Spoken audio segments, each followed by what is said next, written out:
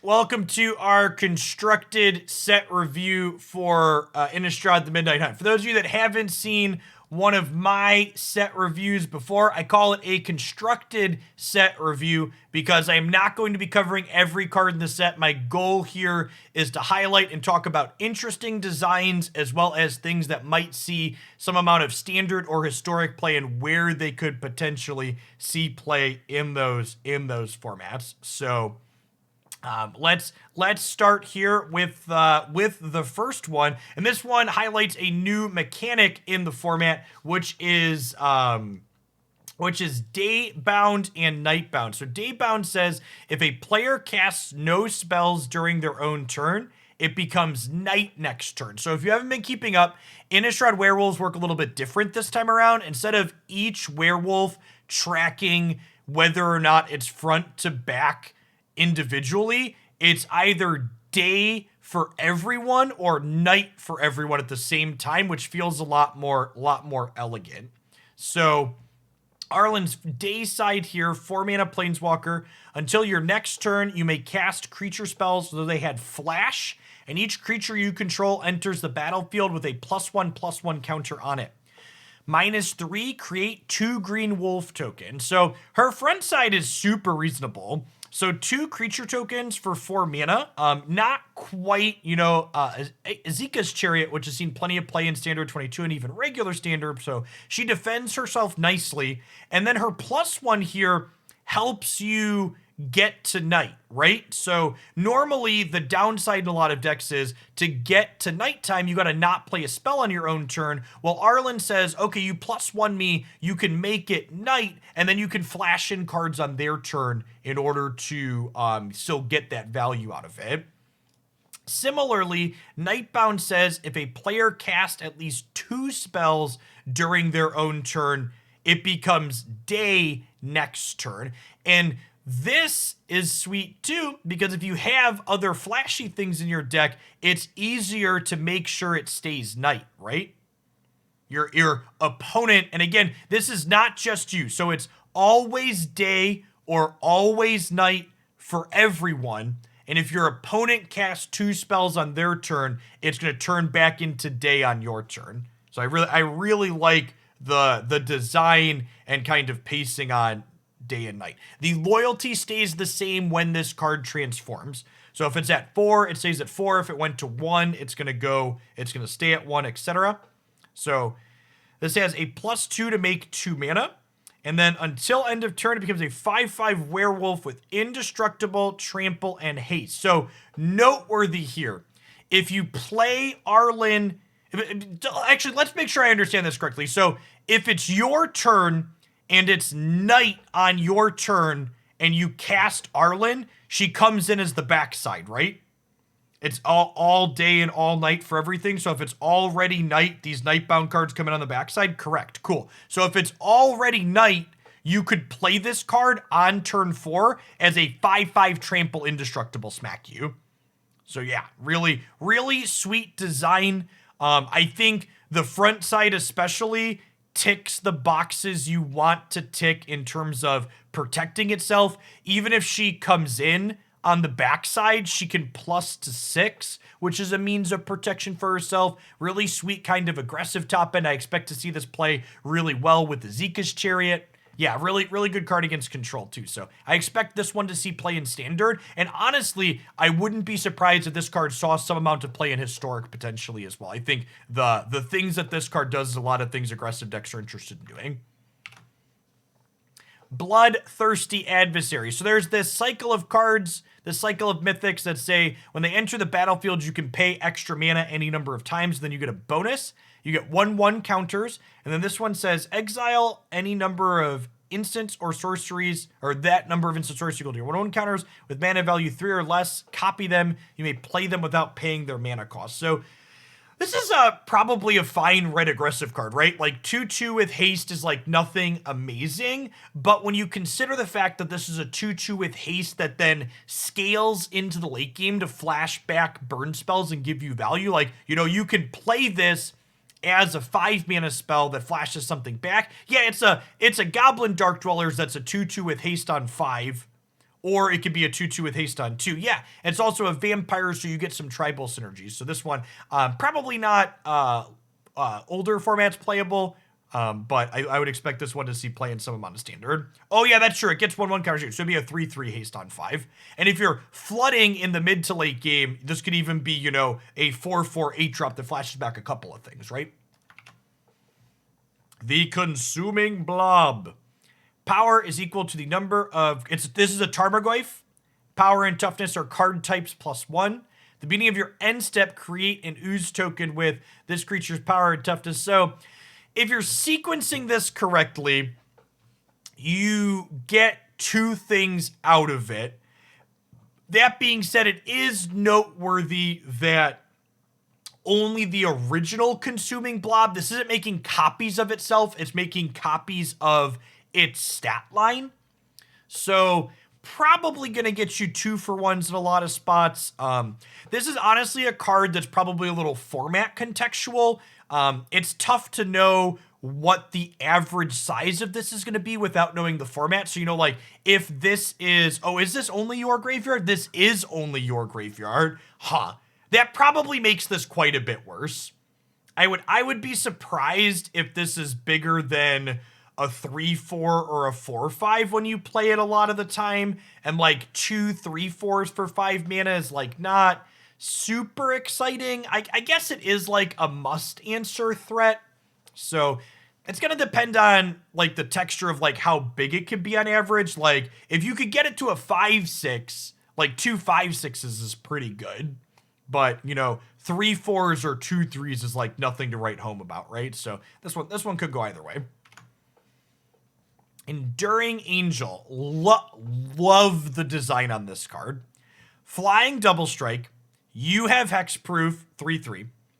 If your life total will be reduced to 0 or less, instead transform Angel and your life total becomes 3. Then if this didn't transform, this way you lose the game.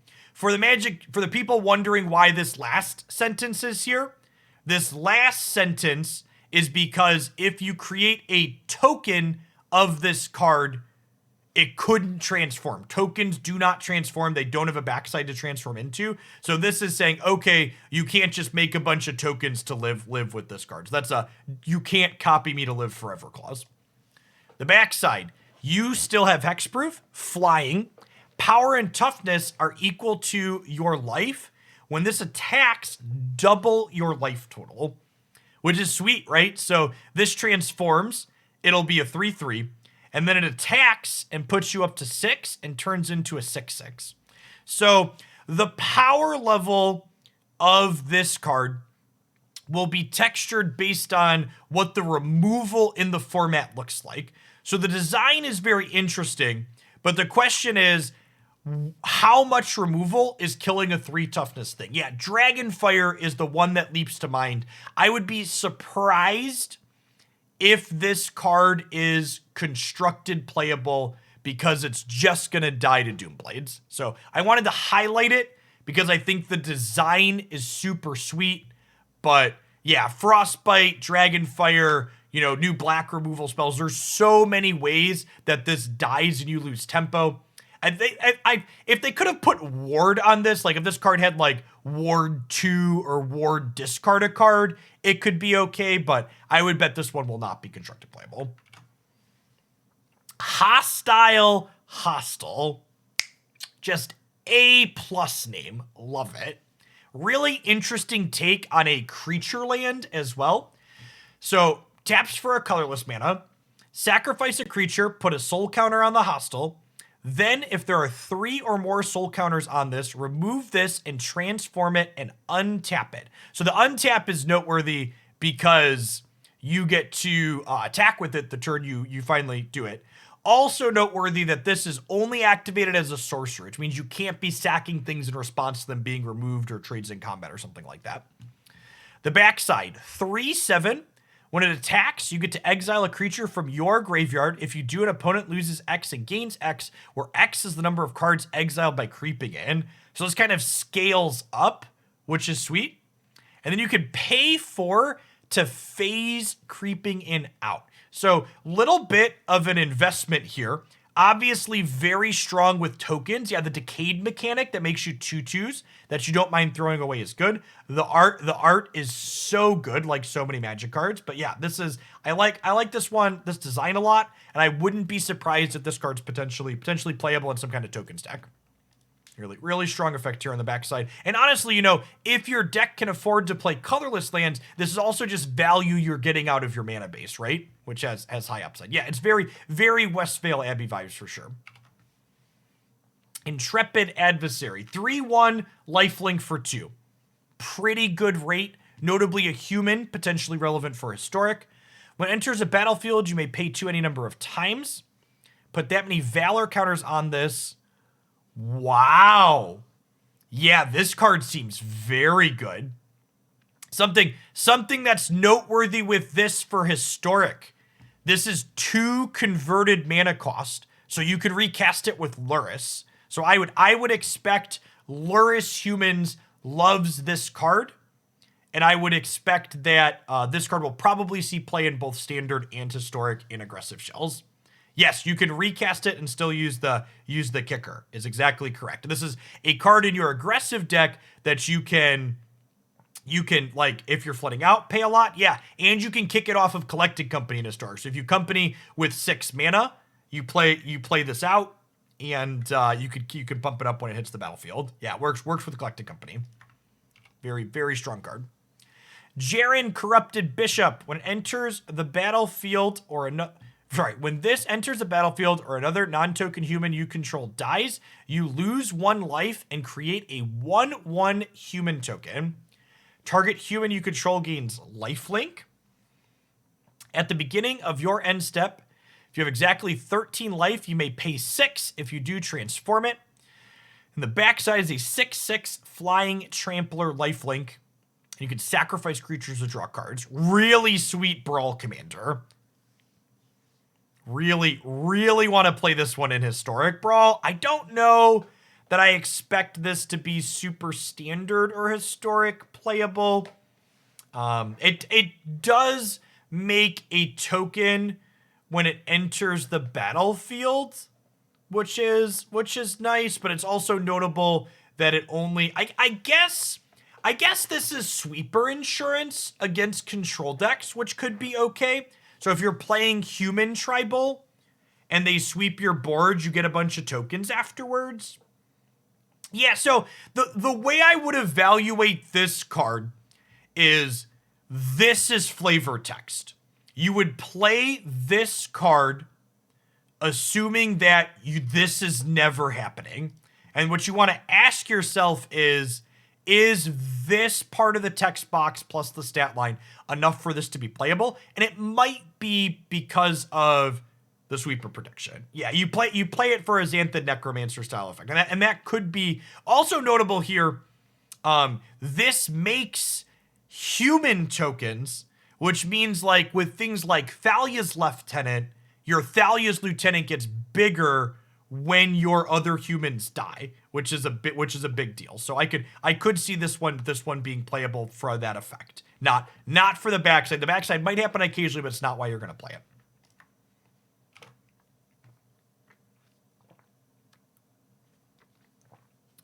Spells can't be countered. Each instant and sorcery card in your graveyard has flashback. The flashbacks cost equal to that card's mana cost. I had to double check what year this card was printed in because this is symmetrical, fam. They gave a blue card that just turns off counter spells for everybody, which is great. Yeah, it's a sweet design. I'm glad that this isn't one-sided because it says now you don't get to play counter spells either, so it has like this deck building consideration. I don't know that I expect this card to necessarily be standard playable because of the stat line, but again, I thought it was a great design. This could maybe be a sweet Brawl commander for a different kind of mono blue deck. Get some value out of flashing things back, so liked it, wanted to talk about it for a second. Lord of the Forsaken. Flying trample 6/6. Sacrifice another creature. Target player mills 3 cards. Pay 1 life. Add a wingding mana. Spend this mana only to cast spells from your graveyard. This kind of neat. I wonder if you could pair this with artifacts. Like something I would want to do is like, one, yeah, how do you break it? Because like paying life for mana is powerful. And then like if you have cut to ribbons, yeah, that's a good shout. 6 mana for a 6/6 is probably not historic playable. I'd be like, even with synergies, unless there's like some kind of like crazy combo deck, I'd be kind of surprised if this is playable. It works with Unburial Rites, yeah, kinda. Maybe, yeah, maybe something with Emery and Breach. It's just 6 is so much. So again, neat design, but this one's probably gonna struggle. Moonveil Regent. Whenever you cast a spell, you may discard your hand. If you do, draw a card for each of that spell's colors. When you cast a spell, you may discard your hand. If you do, draw a card for each of that spell's colors. So if you're empty-handed, every spell you cast just draws a card? That's what this does, right? Yeah, like this is like big experimental frenzy vibes, right? It's experimental frenzy. Sorry, color. Where a spell with a color. Yeah. Yeah. So yeah, it's sweet. When it dies, deal X damage to any target where X the number of colors among permanents you control. Sure. So even when it gets Doombladed, you get some kind of effect as well. So I would look at this. Yeah, you need Div Visit just to like get more cards. Yeah, expressive iteration. This seems super reasonable. Hey, welcome back, Vector Fiction. Thanks for the support. I mean, I don't think 5-color Niv wants to play this card. I think so. This card is kind of a trap in a way, because it's gonna like convince people to like do crazy multicolored things. Chat, it's just a mono red card, chat. You just like make every spell in your mono red deck draw a card afterwards. You like get your hand empty and you cast your mono red spell and you draw 1 card. And you cast your mono red spell and you draw 1 card. Like that's all you're gonna do with this card. It's a fine stat line. Like it's good. Yeah, super reasonable. Poppet Stitcher. Whenever you cast an instant sorcery, create 2/2 black zombie with Decayed. It can't block, and when it attacks, sacrifice at the end of combat. At the beginning of your upkeep, if you control 3 or more creature tokens, transform Poppet Stitcher into the Poppet Factory.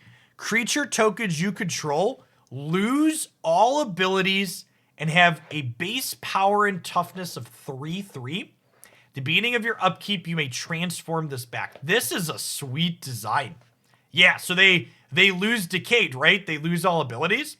And this also just works with other tokens in general, right? So if there's other tokens to be making in a format, like this could maybe power a tokens deck in older, bigger formats. Because like turning all your tokens into 3/3 seems strong. Yeah, in this card will be legal in standard with Sedgemoor Witch, right? So you can like Sedgemoor Witch and this both trigger on instants and sorceries, which is great. Yeah, like I like this card a lot. I think this will probably have applications in both standard and historic if we're doing some sweet things. The Primal Adversary. When it enters the battlefield, pay 2 any amount of times. It gets 1/1 counters. And any number of lands you control become 3/3. And up to that many lands you control become 3/3 wolf creature with haste that are still lands. So this is not till end of turn. So if you cast this as a 5-drop, it's a 5/4 trampler that comes with a 3/3. And yeah, and the lands don't stop being wolves if this dies, right? So like even if they kill this, your lands are still 3/3s. Yeah. It is worth noting it doesn't untap them. This is another card that you can collect a company into and then pay the extra on. Yeah, this whole cycle of pay mana when it comes into play. Chat, man, Mythic wildcards are going to be a bitch for this set, huh? There are so many good Mythics in this set. Wizards at home listen to this set review like, money, money, money, money. Do, do, do. Sigarda, Champion of the Light. Flying Trample. Humans you control get 1/1. Coven. When it attacks, if you have 3 or more creatures with different powers, the top 5 cards of your library, reveal a human and put it into your hand. You think this angel is trash? I think I disagree with you. So, a lot of the humans decks in Historic, I think, don't actually want Collected Company because the good humans decks are 1-drop aggressive decks and you don't want a company into 1-drops. This card rewards you for having a bunch of 1-drops in play, right? Like, imagine you go like triple 1-drop into like Lieutenant 1-drop into this on 4. Like, I don't know that this will guaranteed to be playable, but I think this is definitely worth testing inside of a human shell. Yeah, I would be remiss to not try this. The stat line is fine, the effects are good. Yeah, and I think Coven is going to be relatively easy to enable on average. Would be my estimate. The deck that wants to play this will incidentally have Coven, I think. So, yeah.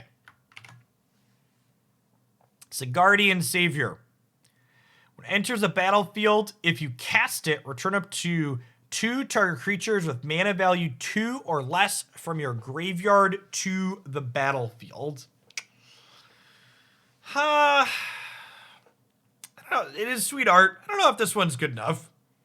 The stat line is kind of mediocre for the mana cost. It's gonna depend on what the power level of your 2-drops are, right? Like you're technically getting 7 or 4 extra mana worth of stuff with it. So if you have good 2-drops to pair with it, this is good. But the chance of that happening isn't necessarily guaranteed to be good. Like this card has a very real deck building constraint associated with it to be powerful, if it can be powerful. More adversaries. Flying Flash. Pay 2 extra. 2/1 flyer, decent stat line. Put that many counters on it, then that number of artifacts, creatures, or enchantments phase out. Sure, this seems potentially sweet for spirits inside of Historic, potentially. This one's unplayable. I think this could be okay. This is an okay tempo card. Like, you can save your own card by phasing it out in response to removal, and you can phase out potential blockers on your opponent's side at end of turn before you untap and attack. Yeah, it's not limited to your own stuff, right? Yeah, that many target artifacts, creatures, or enchantments. Well, phasing is all phasing. Cards that are phased out always come back at the beginning of the next turn.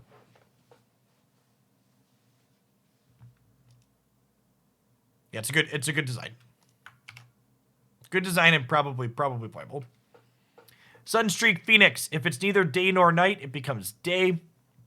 Whenever day becomes night or night becomes day, you may pay 2. If you do, return it from your... There's so many good mythics in this set, chat. Like, this is a sweet grindy card. Yeah, if there's a werewolf, no haste means it's only really good. I guess it does come in tapped too. It's got a lot of power though. Like 4/2 flyer for 4 is a lot. Yes, yeah, you need a day or night card in play for that to happen, I believe. It does activate at instant speed, yep. Yeah, it can come back when your opponent changes things too. We got the Taint, chat. Death Touch 2/3, okay stat line. Enters the battlefield, pay 3. Black zombie tokens with Decay. Is this the worst of this cycle? I think this is probably the worst of this cycle. Might still be playable depending on what other... Oh, twice that many. It's still kind of mediocre, right? I guess if we have like a zombie lord, that could be okay.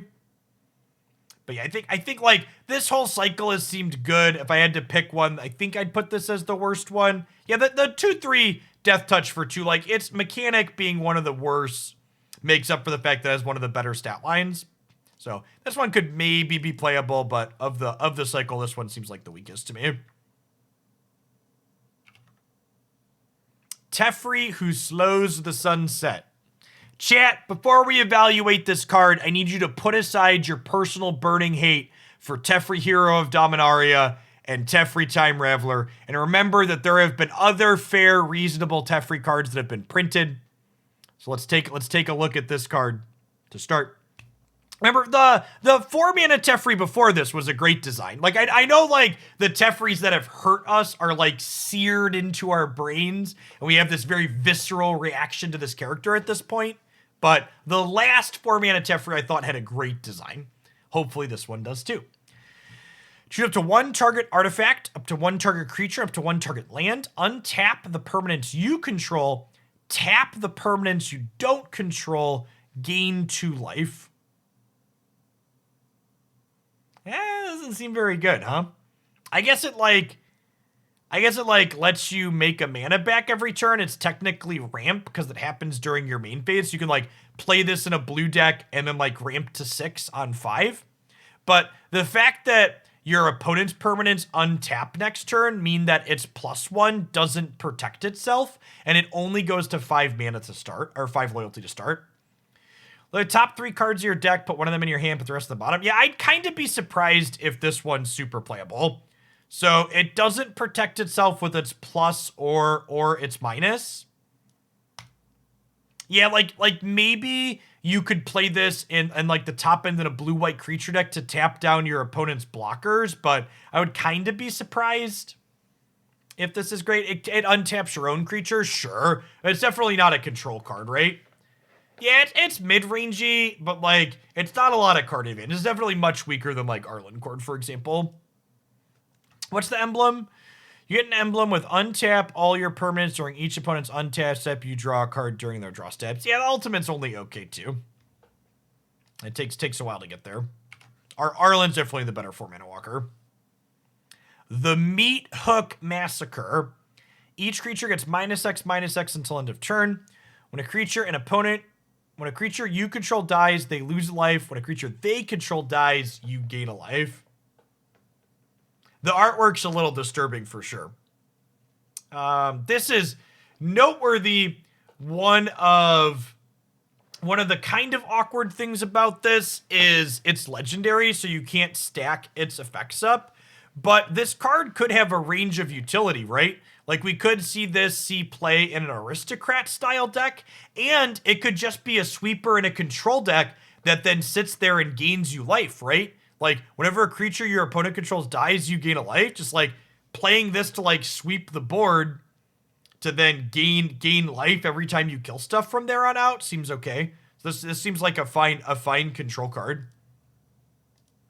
Legend rule it with Luris. So, of note, Luris only lets you cast cards with total converted mana cost of 2. So, if you want to cast this from the graveyard with Luris, X has to be 0. So, it makes it a lot less good there.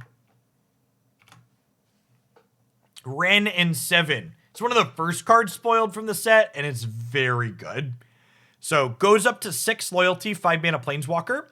Reveal the top 4 cards of your library, put a land revealed this way into your hand, and put the rest into your graveyard. So this is a graveyard enabler. So while this is only drawing you lands with the +1, remember Flashback is back in this set, right? So if you're like milling over Flashback spells, it's effectively drawing you spells. Sorry, all lands, sure. You get all the lands. 0, put a number of lands from your hand onto the battlefield tapped so it can ramp you up. Create a tree folk with this creature's power and toughness is equal to the number of lands you control, and noteworthy has reach. So something that is powerful about this. Goldspan Dragon, still going to be an omnipresent threat over standard in the fall. This comes down on 5, and then it makes you a 5/5. So it protects itself, and it doesn't get run down by Goldspan the turn after you play it. Yeah, it's 5 mana, get a 5/5 with reach, and then hang out after. Return any number of permanent cards from your graveyard to your hand. You get an emblem with you have no maximum hand size. Sure. Emblem's fine. +1 enables the emblem. Sure. Yeah, and you can, with a curve there with the Chariot, if you have Chariot on 4, you could make a token with this on 5, and then Chariot copy the token. Sounds very powerful. This card will almost assuredly be a format staple. There's a chance that this one's historic playable too. Just very, very reasonable card in a lot of directions. Angel Fire Intervention. Oh, thank God we're done with the Mythics, chat. I am a little bit scared to go back and look at how many Mythics I just said were potentially playable, because that sounds kind of terrifying. Put 2/1/1 counters on target creature. It gains Trample, Lifelink, Vigilance, Haste, Indestructible. Sure. Have all of the keywords. This could be cute in Feather in Historic. Yes, it's notable, not a combat trick. Yeah, this one's probably not constructed playable, but it's neat. Neat EDH card. Vigilance. Power is equal to the number of creatures you control. Always has 4 toughness. Nice. When you attack, for each opponent, create a 1/1 white human token tapped and attacking that player or planeswalker they control. Yeah, this seems fine. Has Vigilance, has a decent stat line, scales itself as its attack goes up every single turn. Would not be surprised if this one is a playable aggressive. Yeah, attacks for a minimum of 2, generates value. Yeah, big Bramaz vibes. Could be good in Humans and Historic, maybe. Oh, yeah, that's notable. Whenever you attack, so she doesn't have to attack.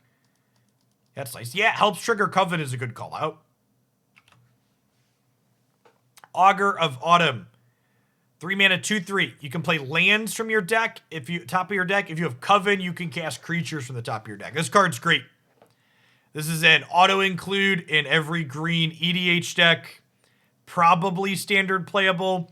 One awkward thing is that it does only have 3 points of toughness, so it's going to die to Frostbite and Dragonspire, but really just powerful effect. Like, lands alone playing off the top of the deck is good, and the fact that you can Coven to play creatures too is great.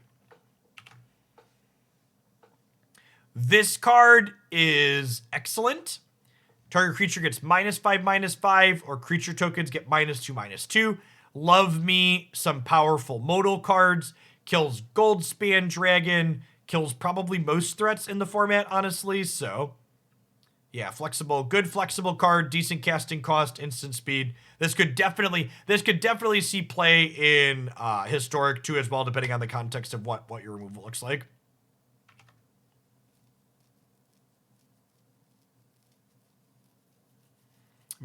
Briar Bridge Tracker, 2/3 for 3, Vigilance. When it enters the battlefield, investigate, so it's draw a card on delay. As long as you have a token, it gets 2 attack. So 4/3 on turn 3 when it comes down, can potentially stay bigger than that. When you're ready for it no longer to be bigger, it cantrips. This card's super playable, excellent mid-range threat that stalls the board and generates value. So I don't even know that it's fair to say we have Tireless Tracker at home, because this is just different, right? Like, this is a little bit bigger the turn you play it. It has more toughness right away. Yeah, this could maybe be Historic playable. It's got an okay amount of value. The fact that it dies to Lightning Helix is kind of sad for Historic, but it's okay overall. I don't know. Unclear this is good. When you staple draw a card onto something, weaker cards become much better. Brutal Cathar. This card is very good. When it enters the battlefield or transforms, exile target creature an opponent controls until this leaves the battlefield. So, like, Banisher Priest is traditionally speaking a playable card, and this gets to banish multiple things, right? When it enters the battlefield or transforms. It's a really sweet design. The backside is a 3/3 first strike with ward. Like, this card is super good and will be very playable. Now, it is worth noting that Skyclave Apparition will still be legal. So you'll have some contention between this and that in terms of filling a similar thing. That being said, this is a human and a werewolf, so it has synergies that Skyclave doesn't, even if it gives them back their thing. But the fact that it can tag multiple things is powerful. So it's similar but also different in key ways. This is much easier to cast at only 1 white. Burn down the house. 5 to each creature in Planeswalker. Create 3 devils. They get haste until end of turn. Yeah, this card's good. This is, perhaps we could see some blue-red control. 5 damage is a lot. The fact that it hits Planeswalkers is a lot. The fact that it's modal and can give you a board state against other control decks is sweet. So you'll play this card because it's a sweeper, but you'll incidentally use this other mode in certain situations as well. Can't stay away. Return target creature with mana value 3 or less from your graveyard to the battlefield. It gains and this creature would die. Exile it instead. And then flashes back. Sure. So it can't bring back the same thing multiple times, but it hangs out and generates value. Depends on... Yeah, this could reanimate Aluris for you. It depends on, again, this other card that's like a little bit format contextual. If you have a deck that kind of wants to be playing bunch of cheap creatures anyways, this is good value in that. Could potentially be a sideboard card for smaller creature decks against control decks. The artwork will be an instant fan favorite. Champion of the Parish chat. Zombies in Historic has been this close to playable, I think. And getting a really solid 1-drop like this will hopefully put it up over the top. Looking forward to playing this in that format and seeing what we can do there. S-tier card name as well. Standard. If there's a decayed deck that's making those zombies, this could potentially be a key part of it. Because decayed zombies do make this bigger, which is nice. Crash the Festival. 6 mana. Look at the top 5 cards of your library. Put 2 permanents with mana value 5 or less from among them onto the battlefield. Put the rest on the bottom of your library in any order. I'm really glad this set moved away from rolling dice so we could get back to our tried and true classic low variance mechanics with designs like these. So Crash the Festival, kind of a sweet card, but also kind of hard to evaluate. So to maximize this card, you're going to want a lot of 4 and 5 mana cards in your deck. And this notably also only looks at 5 cards. So just to break out the math here for a second. Let's say you have 20 cards in your deck that cost 4 or 5 mana. 20 cards in your deck that cost 4 or 5 mana. You are 54% to hit 2 or more. So at 20 cards, you are coin flip to get to it. And 20 4 or 5 drops is a ton. Realistically, let's say you have 12. At 12, you're 25% to get 2. You're 70% to get 1. So, So to get at least...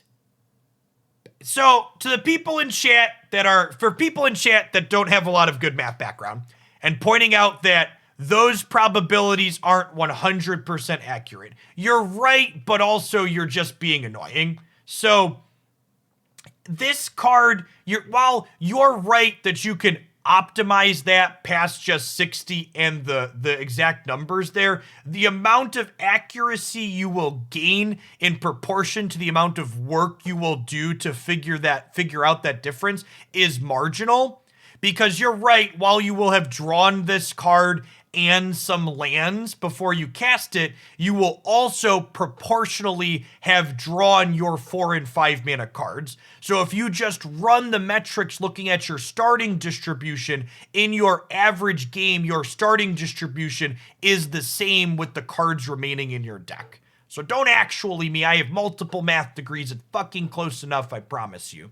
Yeah, to people like, yeah, you can get lands with this. Sure, you can get lands, but like in order for this card to be good, you need to get 6+ mana worth of cards out of it, ideally 8 or 10. The fact that it flashes back in the late game is something that kind of happens, but yeah. I guess, and here's a small saving grace of this card. The fact that this flashes back does mean that if you hit 2 lands with this, it gets you halfway to flashing it back. So you don't instantly get to flash it back, but it gets halfway to flashing back.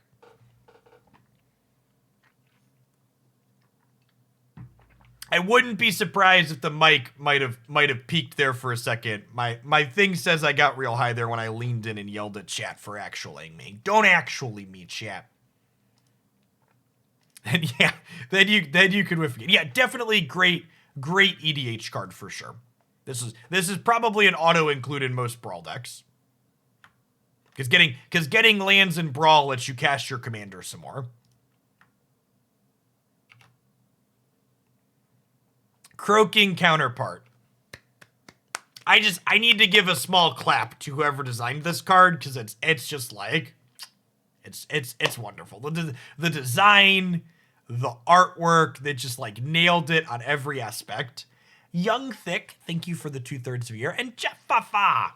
Are you a Jeff Dunham fan, Jeff Fafa? Or is that just happenstance? Thanks for the prime. I appreciate the support. Welcome to the channel. So this card's sweet. Most worth noting is that this can target things that you don't control. So a lot of these type of clone effects, especially with flashback, harken back to things like Crackling Counterpart, only target your things. This can give you frog copies of your opponent's things as well. Whether or not this card will be playable will be again contextual based on the format, but I wouldn't be surprised if this one shows up in some sideboards or some main decks. It's good. It's good. It's a sweet jank card for sure. Curse of the Leeches. This is permanent, transforms into Curse of the Leeches, attach it to a player. At the beginning of enchanted player's upkeep, they lose a life and you gain a life. Oh, this is weird. This is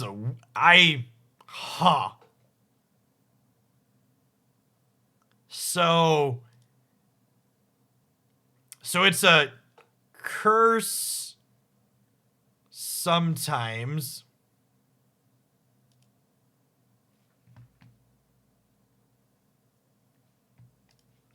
But it's a creature other times. Yeah, I don't know.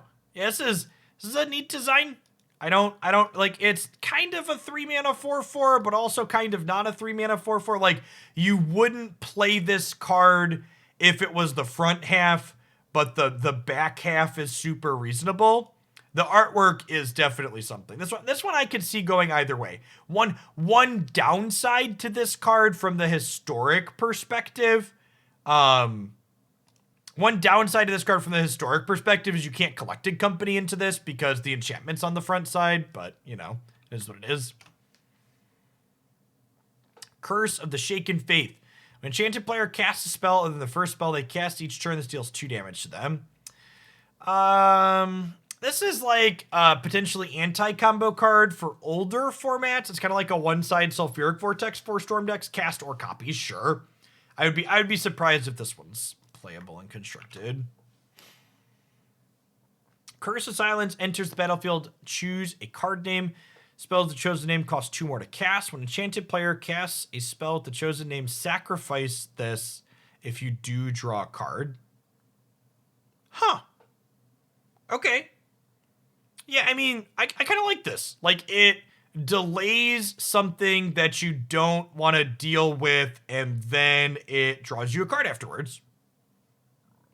That seems fine. Yeah, you could name like Wrath of God or whatever sweeper your opponent's playing, and then when they eventually do it, it cantrips.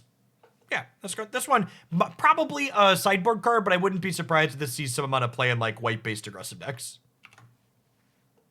Curse of Survey. Oh god, that artwork is uncomfortable. The beginning of enchanted player's upkeep, any number of target players other than that player draws cards equal number of curses attached to that player.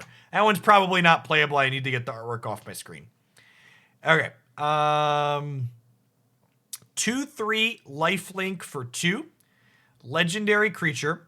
Cards in graveyards can't be the target of spells or abilities. And it has Disturb, which Disturb, if you're not familiar, is like a neat flashback design. So you may cast this from its graveyard transformed for its Disturbed cost. So after it dies, you can flash it back for 4. Then the backside's a 3/2 flyer. Now when one or more creatures are put into graveyards from anywhere, investigate. This ability only triggers once each turn. And then when this dies, it gets exiled eventually. Yeah, it's kind of like Eternalize, but not. Yeah, I like this card a lot. The stat line is reasonable. It's kind of it counters things like notable chat. This stops Mizzix Mastery and Torrential Gearhulk from flashing things back in Historic, which is sweet. And they have to kill it twice, so it grinds a little bit. And whenever one or more creature put in graveyards from anywhere, and when your other things die, it like investigates, generates value. So like sweet value could be okay against Jeskai and Historic perhaps. It's another human, notably in terms of creature typing. So wouldn't be surprised to see this one see play in multiple formats. Falcon Wrath Pitfighter.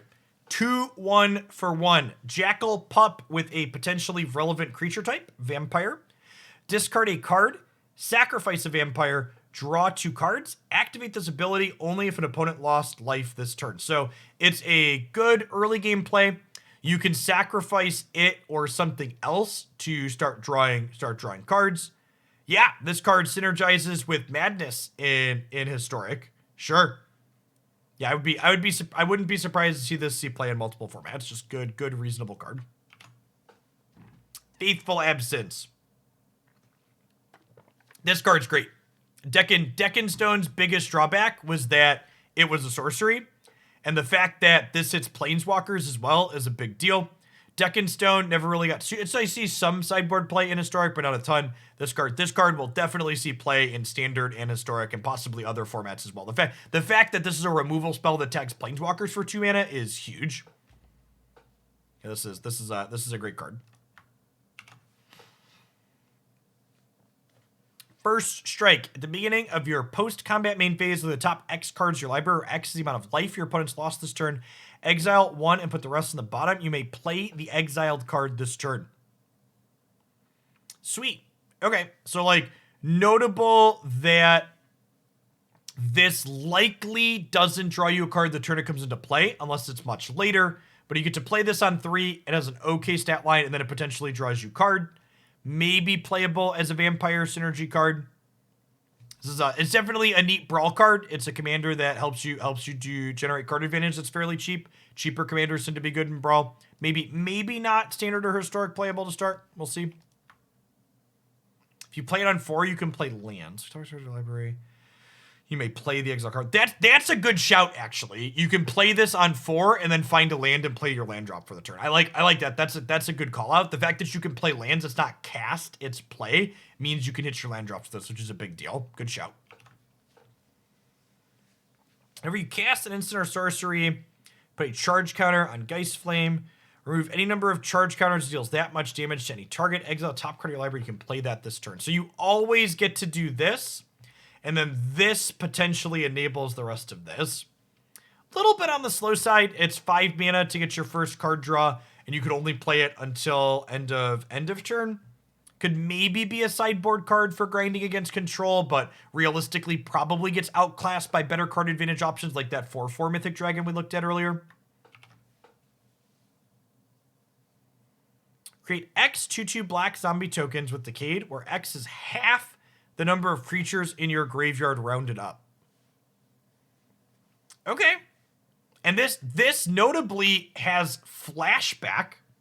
So this could be a sweet self-mill card. Yeah, we talked about Wrenn and Seven milling you cards earlier on its +1.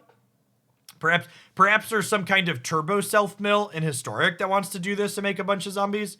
Yeah, I think this one has some potential. You could like fill your bin in both either standard or Historic, and then get a bunch of things for a big push. Glorious Resurrector. If a creature an opponent controls would die, exile it instead. Sure. Love me some Kalitas. At the beginning of your upkeep, put all creature cards Excuse me? The beginning of your upkeep, put all creatures exiled with Gisa onto the battlefield under your control. They gain Decayed. Wow. That's hot. Yeah, that's real good. And she notably has a 4th point of toughness, so she doesn't get killed by Frostbolt, and she doesn't get Dragon Fired without something else. I like it. No, they don't come back every turn. Yeah, she also has a good stat line too. Yeah, decent against the food decks as well. Love it. Love it. Grafted Identity. Additional cost to cast a spell, sacrifice a creature, you control enchanted creature gets +1/+1. So if you're in the market for sacrificing tokens, this is probably fine. If you're not in the market to have creatures to throw away, it's not amazing, but probably playable. There's probably going to be enough incidental tokens and decayed things where sacrificing something is an upside that this is decent. The rate in terms of mana is good, and giving +1/+1 is nothing to scoff at either. Graveyard Trespasser. 3/3 for 3 with Ward. Discard a card. So if they want to kill this with the removal spell, they have to 2-for-1 themselves. When it enters the battlefield or attacks, exile 1 target card from a graveyard. If a creature was exiled this way, each opponent loses 1 life and you gain a life. So it has built-in protection. Buffers your life total a little bit when it enters play and generates value. Also has incidental graveyard hate. Yeah, Ward discard a card is very good. Still has Ward discard a card. When it attacks or enters the battlefield, exile up to 2. Wow. This card is good. This card is super strong. Just good stat line, built-in protection, built-in graveyard hate that drains them. Like, if they don't have a card in hand, their card is countered. If they can't pay the ward cost, ward counters the thing that's targeting it. Yeah, this is really good. Yeah, also notable that Collected Company helps you enable Daybound, right? And you can hit this off a company. I like it. Like it a lot. I like it a lot. Demox! Thanks for the 40 months. Welcome back. Exile, target non-legendary creature, and then return it to the battlefield under its owner's control. If it entered under your control, put a counter on it. Otherwise, tap it. This card's a sorcery, chat. This card's a sorcery, and it's big sad, and I'm super sad, and it's probably not playable because it's a sorcery. The beginning of your end step, if you control no creatures with Decayed, make a 2/2 black zombie with Decayed. This seems great, right? It triggers at end step and not the beginning of your turn. So this comes into play, and then it makes a 2/2 at end of turn. Yeah, I like it. This gives you fodder to sacrifice to things. So, yeah, it's a hostile feeder. That's why this one seems very reasonable. It's also a legendary creature, so like this could be a Brawl commander potentially. Dawnheart Prime. Protection from werewolves. Human creatures you control have add mana of... Okay. Put a 1/1 counter on each creature you control. This is kind of sweet. It ramps you and lets everything else ramp. And if you like play a 1-drop on one that's a human and then play this on 2, you can then use your 1-drop to play another 1-drop on 2. Yeah, it's like a Gemhide human, right?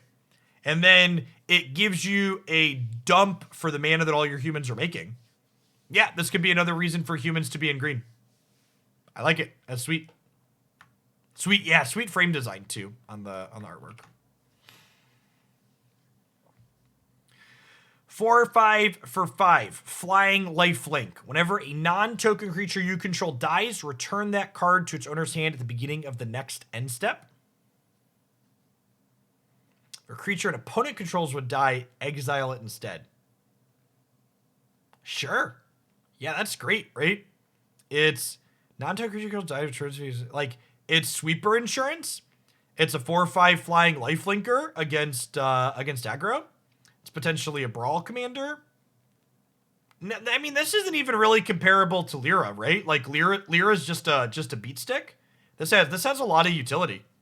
Yeah, but we played Black-White Angels in Standard 22 a little bit. This could be a fine piece of top in there. Light Up the Night. Deals X damage to any target. It deals X+1 if it's dealing to a creature or planeswalker. So it could just be a fireball to the face. Also flashes back by removing loyalty counters from your planeswalkers. Neat design. The front half of this might just be playable. It deals 2 for 2 on turn 2. And then like I think you evaluate this card pretending the flashback isn't there. And this is close to playable because it can dome your opponent in addition to being removal. And then like this is potential upside in the mid to late game. I mean, effects like this are usually a sorcery, but I wouldn't be surprised if this one sees some play. I think this is a fine card in an aggressive deck just because, like, it's removal that also just, like, you dump all your mana into and kill them with in the late game.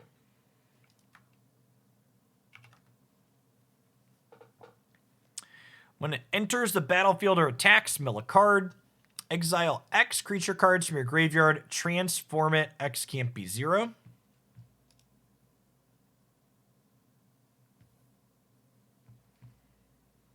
Exile X creature cards, transform it, X can't be 0. Adds this permanent transform into Ludwig's Hubris, becomes a copy of the exiled creatures. It's still named this and has base power and toughness. It's black. In addition to its other colors this way, put a 1/1 counter. Ha! This is kind of sweet. Yeah, this is an EDH card. For sure. It's a 2 mana, 2 color commander. Yeah, very, very weird reanimate. It'll be at least a 5/5. Yeah, it's self-enabling too. I like this card a lot. This could potentially play. It's noteworthy it's a zombie on the backside, in case that's relevant for you for zombie synergies. You get all the abilities of the creature too. This card's great. This is one of the ones I saw before today. Confident this card is good. 2/1 for 2. Pay a blue. Sacrifice this. Counter target non-creature spell unless its controller pays 3. It then flashes back out of your graveyard to say non-creature spells you control can't be countered as a 2/2 flyer. This card is very strong. I would expect this to see play out of the sideboard of Control decks for control mirrors, and it only stops your non-creature spells from being countered. So yeah, this is a walking 2 for 1. It's gonna counterspell something, and then it's gonna come back, and it's gonna be good in the mirror. Yeah, this is I would not be surprised to see blue control decks in Standard playing 4 of this in their sideboard.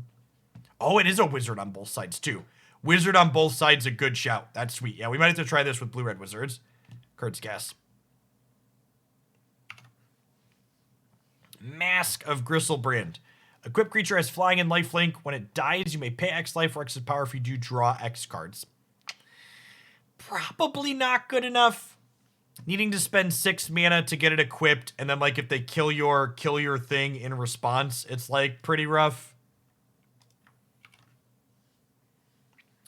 Look at the top X cards in your library where X is the amount of mana spent. This card's sweet.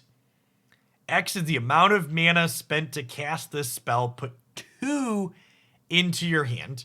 And it's an instant, chat. Why is this card an instant? Holy shit.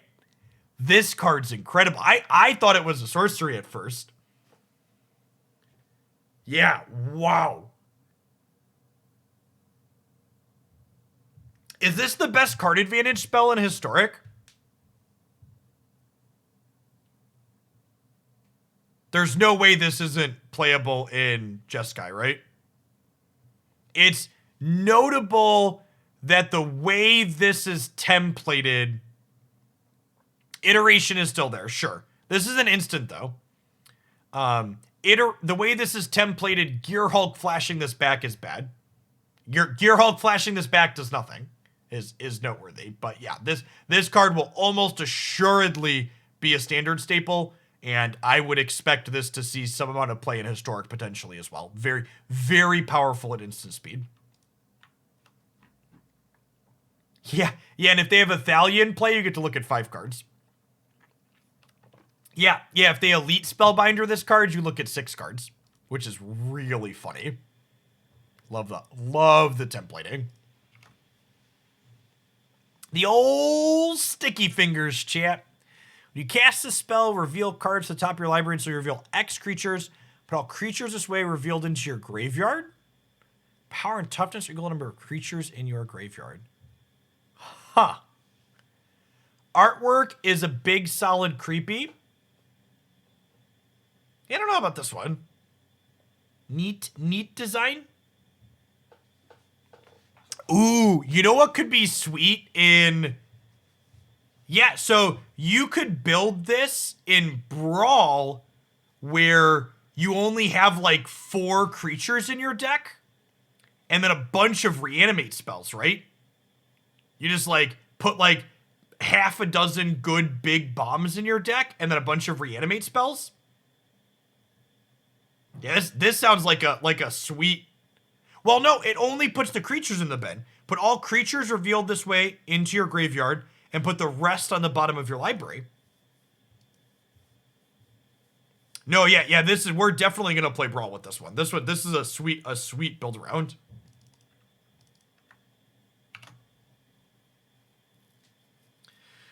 Two flyer spirits you control get 1/1. Spells you cast from your graveyard cost 1 less to cast. Another Lord for Historic Spirits could be okay. I don't know that I've seen enough good spirit support that this will be reasonable in standard as of yet. Maybe when we get the next Innistrad set with more spirits, this could potentially be okay. It does work with Disturbed, that's true, but I would look at this one for Historic to start. All Disturbed cards are Spirit on the backside, sure. That's still, it's still, Reckless Stormseeker. The beginning of combat on your turn, target creature you control gets 1 attack and haste until end of turn. So notable here, this can target itself. So you're going to play this on turn 3. It's going to be a 3/3 with haste and attack. Or if it's already night, it'll be a 5/4 with haste, and the backside gives trample as well. This card is great. The front side is probably playable on its own, and the backside is even better. It's a really, really strong red aggressive card. Potentially very good with Collected Company and Historic as well. The Stalwart Slayer. Awesome sauce. Thanks for the 5 months. Welcome back. If a spell would deal damage to you or another permanent you control, prevent that damage. If a spell would deal damage to an opponent, a permanent opponent controls or opponent deals that much +1. This counters Lightning Helix. It counters Anger of the Gods and Sweltering Suns. This is a very, very reasonable card to be playing. I like it. Could be a decent sideboard card. And it has haste. Yeah, it's flying haste. Good aggressive thing. Siphon Insight. Atheist Vengeance. Thanks for the 31 months. Welcome back. For the record, chat, this card is called Drink Twice, and you will never hear me refer to it as anything else other than that from here on out. Look at the top 2 cards of an opponent's library.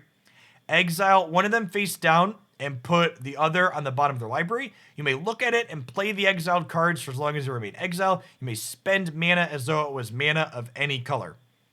Yeah, not only is it Gonti without the body, but it flashes back and it's instant speed, right? And notably that this says, again, you may play the card so you can hit land drops off your opponent's deck, which is great. So yeah, I like this card a lot. I expect that this card will likely be playable in a control shell.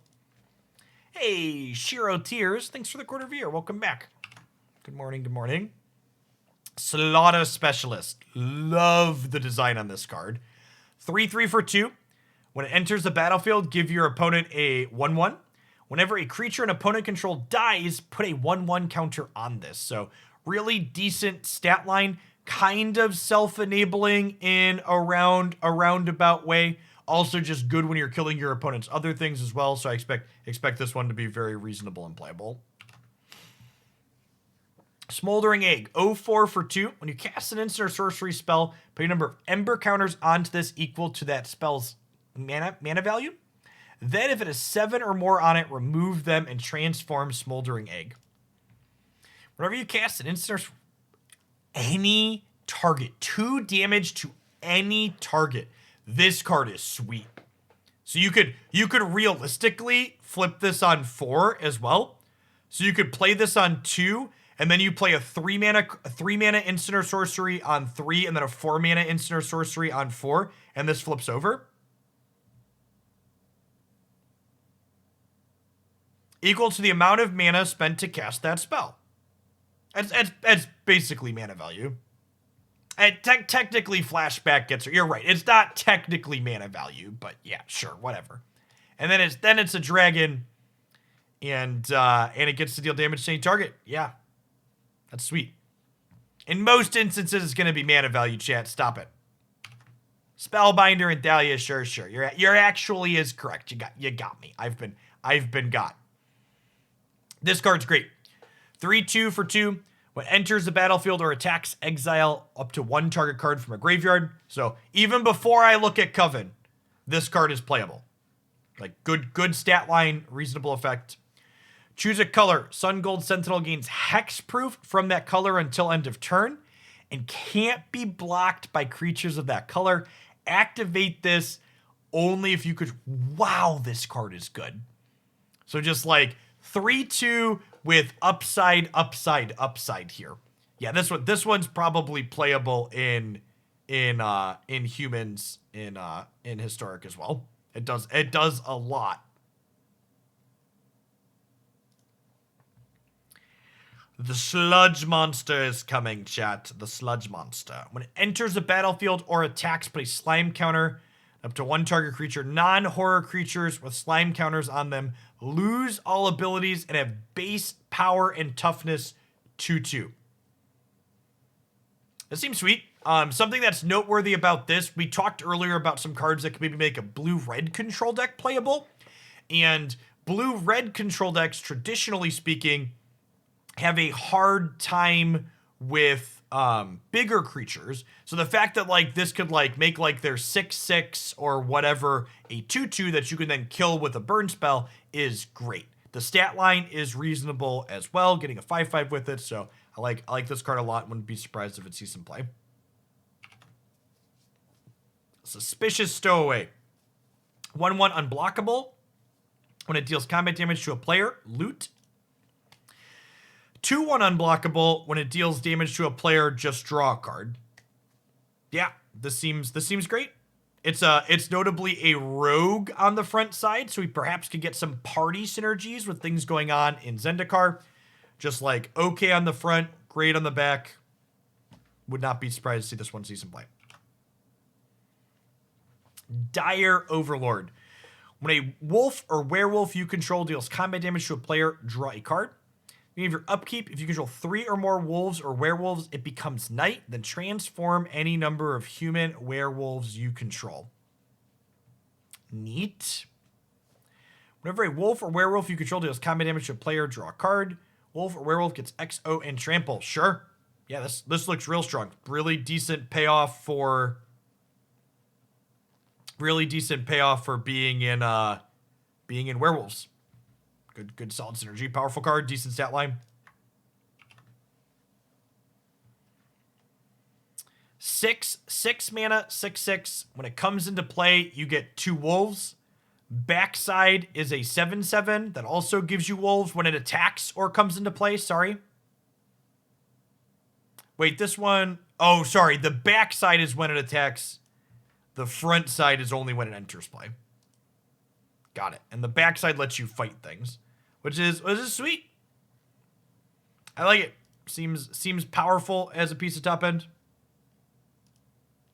I like it.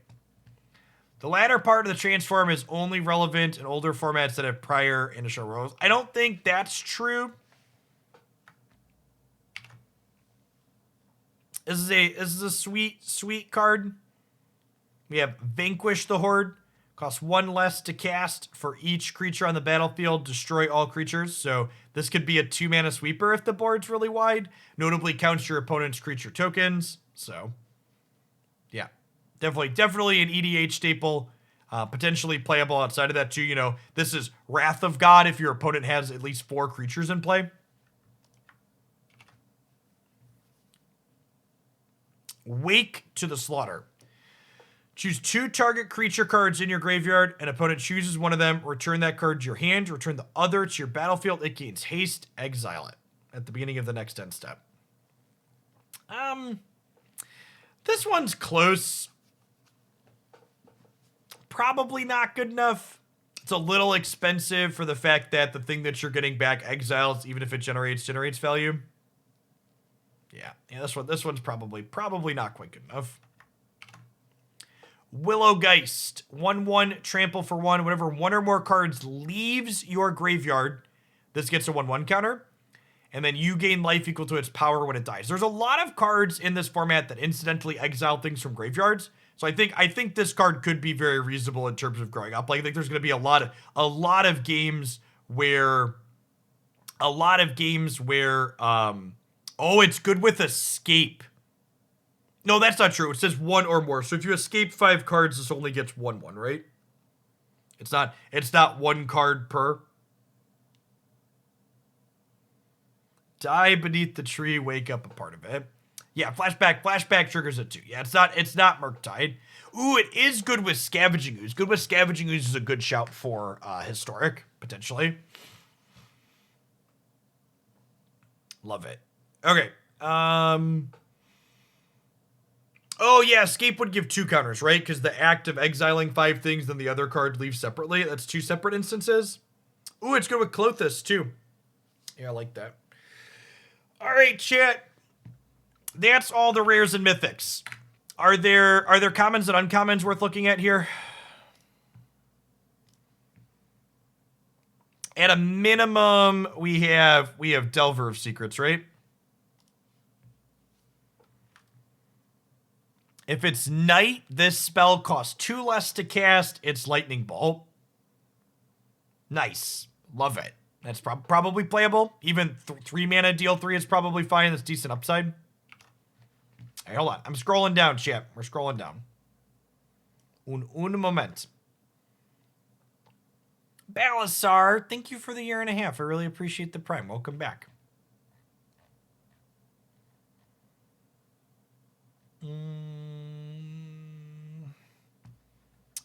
Pseudo Zombie Lord. Potentially could be okay. Gives your zombies 1 extra attack.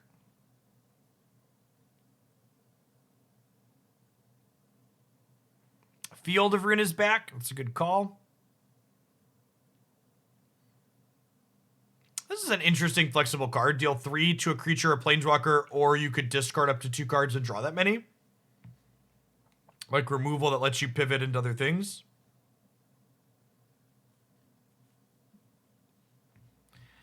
Sacrificing a number of creatures. That doesn't seem very good. Delver of Secrets, chat. Delver was only really great in Standard because it had Ponder and Phyrexian mana cards. I would be kind of surprised if Delver is good in Standard. Delver's probably going to be sweet alongside Dragon's Rage Chandler in Historic. Let's make me smaller here for this while we're scrolling.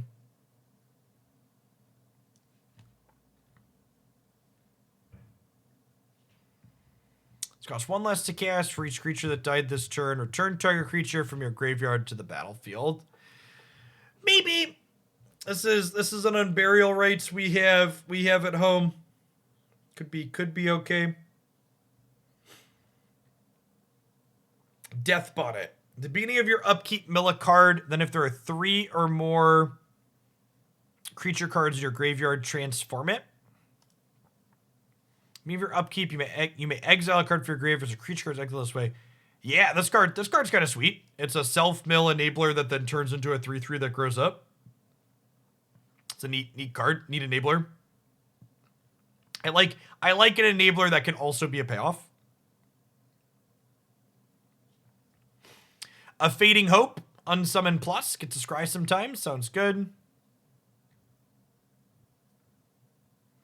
Faithful Mending, gain 2 life, draw 2 cards, discard 2 cards, flashes back for 3 and is an instant. Okay. Yeah. It's not red, so like it's not going to break the same deck's looting breaks, but like that's a very powerful effect, huh? I would not be surprised if that card sees play in a few different formats. Field of Ruin is great. Yeah, maybe there's a Jeskai Phoenix deck and you get to play 8 lootings basically. Jeskai Madness where you get to play 8 lootings.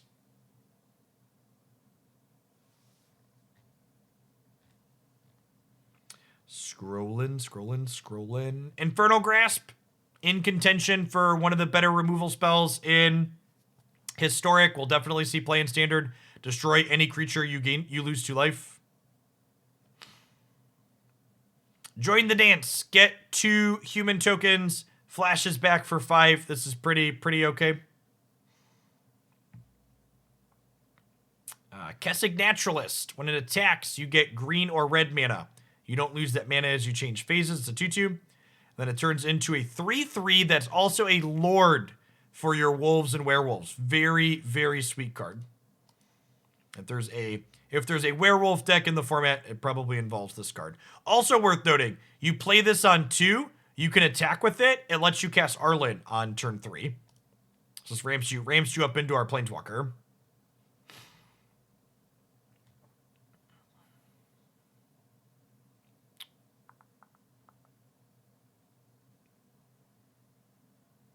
After I finish my cursory scroll here, I will ask chat for a suggestion of cards you want me to look at. Play with Fire deals 2 damage to any target. If a player is dealt damage this way, scry 1.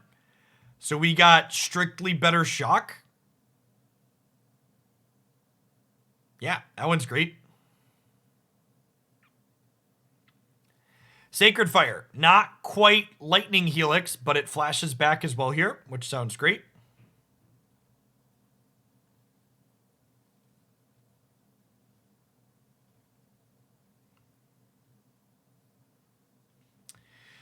Two for 2 Menace. When it enters the battlefield, if an opponent lost life this turn, put a 1/1 counter on each of their vampire you control. As long as the opponent lost life this turn, each of their vampire you control enters the battlefield with a 1/1 counter. So you have to enable this. But like a pseudo Lord with the bonus that sticks around after it dies is interesting.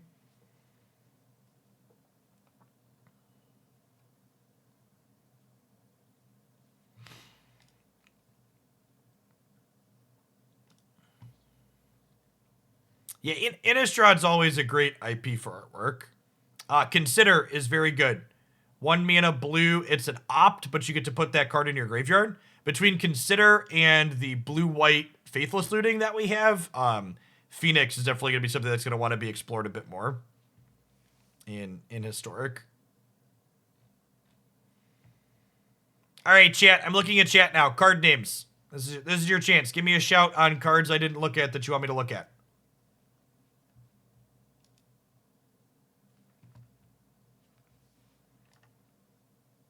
Flesh Taker. You sacrifice another creature. Whenever you sacrifice another creature, gain 1, scry 1. Sacrifice another creature, gets +2/+2 till end of turn. That might be okay. I don't know. Having to pay mana for this is a more powerful effect, but you have to pay mana for it, which is a little bit bad. Rite of Oblivion. Additional cost to cast the spell, sacrifice a non-land permanent, exile target non-land permanent. Yeah, that's sweet. This is a sweet tokens payoff, right? It flashes back too. This one seems very, very reasonable.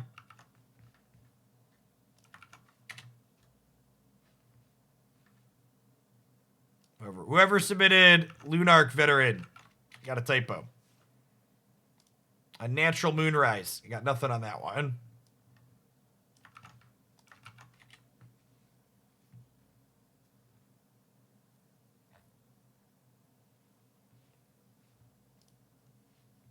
Knight at the Roxbury. If an opponent has more life than you, you gain 4.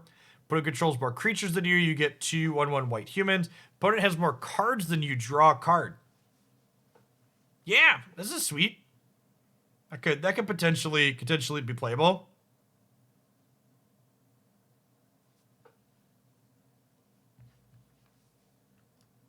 Yeah, kind of timely reinforcement situations. The fact that it can let you draw a card too makes it a little bit better against control. 3/3 Trample Haste. When day becomes night or night becomes day, put a 1/1 counter on target creature you control. Yeah, seems like a fine aggressive threat. It's just like deep base stat line is fine and has an okay ability on top of that. Gavany Dawn Guard. I've seen that one mentioned a few times. Take a peekaboo. Whenever day becomes night or night becomes day, the top 4 cards in your library may reveal a creature with mana value 3 or less from among them. Put it into your hand, put the rest on the bottom. This card's great.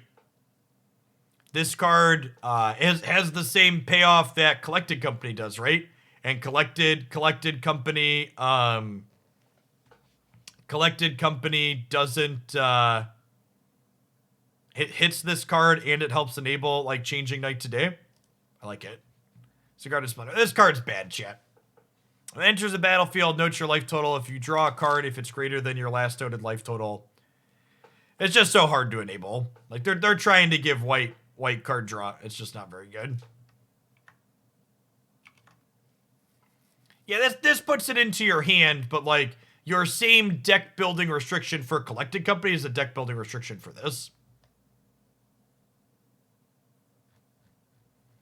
Nubicane, thanks for the entire year. I appreciate you keeping me around. Welcome back.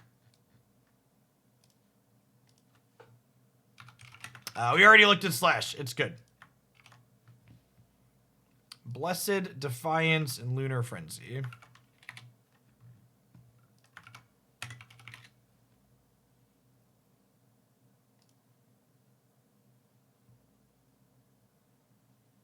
That's not very good.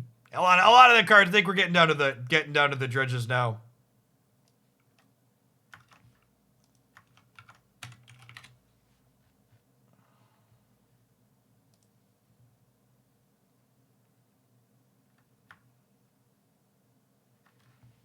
If another creature enters the battlefield under your control, gain a life. Okay, so it's a Soul Sister type card. Leaves the battlefield, you gain a life. Sure, maybe. Could be okay. The fact that it flashes back is cute.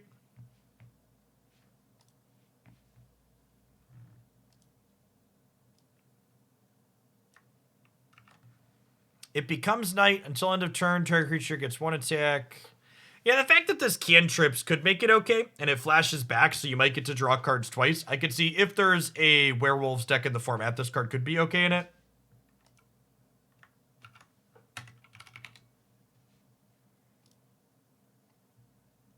Target creature you control gets exiled first strike. Yeah, this is not a playable card.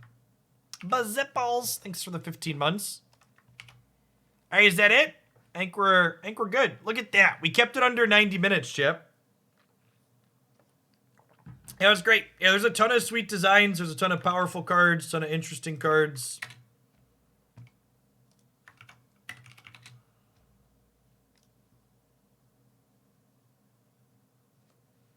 Target creature -2/-2. If it's night, it gets -13/-13. So this probably isn't very good.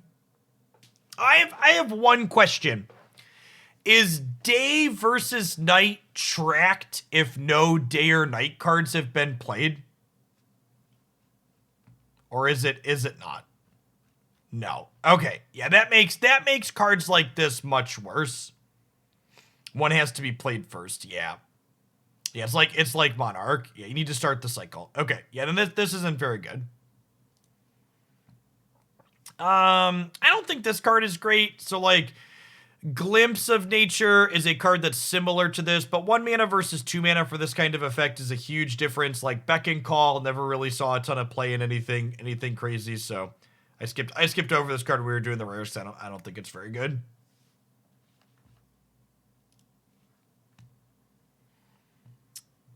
Two mana, sack it, destroy an artifact or enchantment.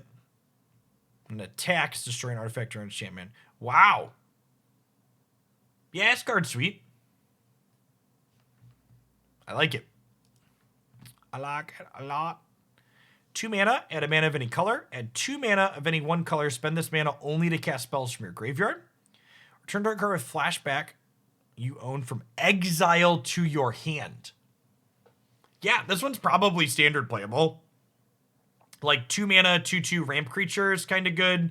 And then like it has two other various upsides. I like it.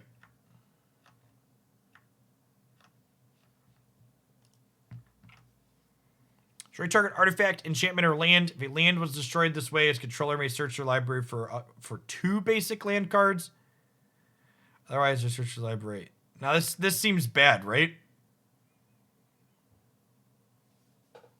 It's Harrow. Yeah, I guess it's like flexible Harrow. I guess maybe this is fine. Just like you look at it as Harrow.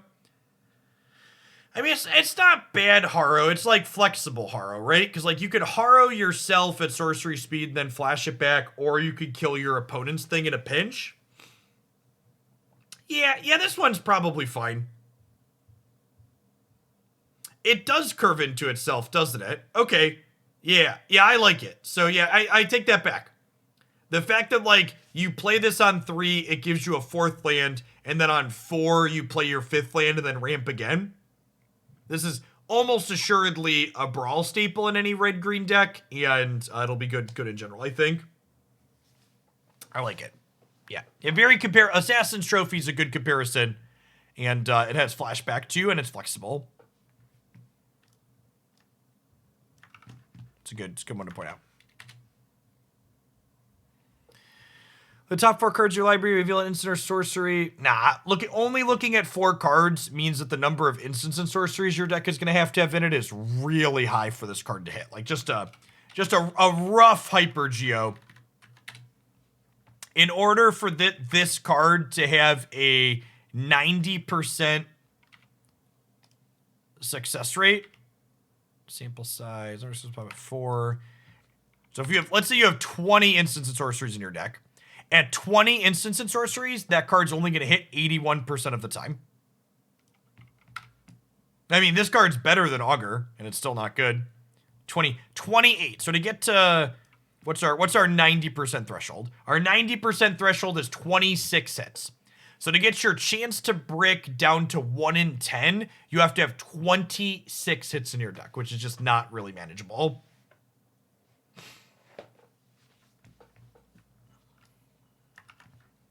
Yeah, Augur, we were at least blinking with Restoration Angel.